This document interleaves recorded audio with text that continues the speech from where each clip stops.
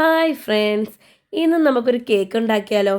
എല്ലാവർക്കും ഇഷ്ടപ്പെടുന്ന ബനാന കേക്കാണ് ഇന്ന് നമ്മൾ തയ്യാറാക്കാൻ പോകുന്നത്. എങ്ങനെയാണെന്ന് നോക്കിയാലോ? നമ്മുടെ എല്ലാവരുടെയും വീട്ടിൽ ഏത്തപ്പഴം കാണാറുണ്ടല്ലേ? ഏത്തപ്പഴം കറുത്ത ഏത്തപ്പഴമായിരിക്കും കൂടുതൽ കാണും. അപ്പോൾ നമ്മൾ അതൊക്കെ മിച്ചിക്കിഞ്ഞതാണെന്ന് പറഞ്ഞ് എടുത്ത് കളയും. പക്ഷേ ഇനി മുതൽ അത് കളയേണ്ട ആവശ്യമില്ല, നമുക്ക് കേക്ക് ഉണ്ടാക്കാം. അപ്പോൾ ഞാനിവിടെ 2 ഏത്തപ്പഴം എടുത്തിരിക്കുന്നത്. ഇതിൻ്റെ തൊലിയെല്ലാം കളഞ്ഞ് ചെറിയ പീസായിട്ട് ഞാനിപ്പോൾ അരിഞ്ഞെടുത്തിട്ടുണ്ട്. ഇതിന് നമുക്കൊന്ന് മിക്സിയുടെ ജാറിലൊന്ന് അരച്ചെടുക്കാം. ഇപ്പോൾ ഇത് അരച്ചെടുത്തിട്ടുണ്ട്. ഇപ്പോൾ ഈ അരച്ചത് നമുക്കൊരു പാത്രത്തിലേക്ക് മാറ്റാം. ഇനി ഇതിലേക്ക് ഞാൻ 1/4 കപ്പ് മെൽറ്റഡ് ബട്ടറാണ് ചേർത്തിരിക്കുന്നത്. ബട്ടറും നമ്മുടെ ഏത്തക്ക മിക്സും കൂടെ നന്നായി ഒന്ന് മിക്സ് ചെയ്തിട്ട് ഇതിവിടെ മാറ്റി വെക്കാം. ഇനി നമുക്ക് ഡ്രൈ ഇൻഗ്രീഡിയൻസ് അരിച്ചെടുക്കാം.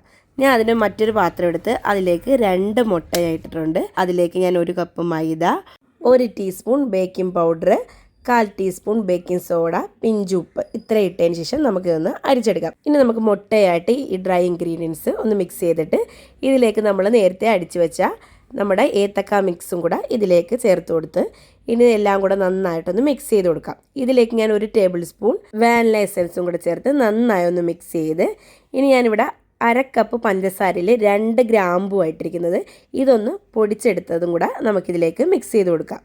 ഇനി എല്ലാം കൂടെ ഒന്ന് നന്നായി ഒന്ന് മിക്സ് ചെയ്യുക. ബാറ്റർ എല്ലാം കൂടെ നന്നായി ഒന്ന് മിക്സ് ആയിട്ടുണ്ട്. ദേ കണ്ട ഈ ഒരു പരുവം.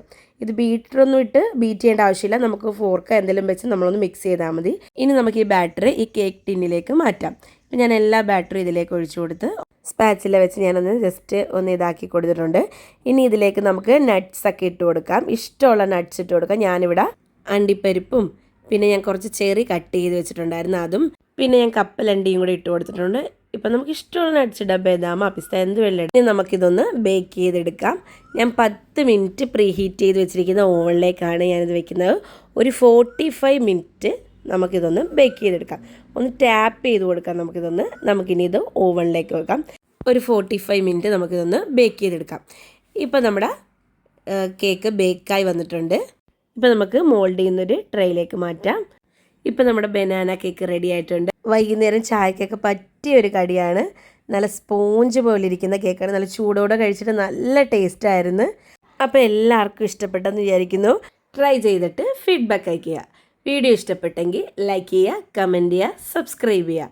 പുതിയൊരു വീഡിയോ ആയിട്ട് വരുന്നവരെ ബൈ.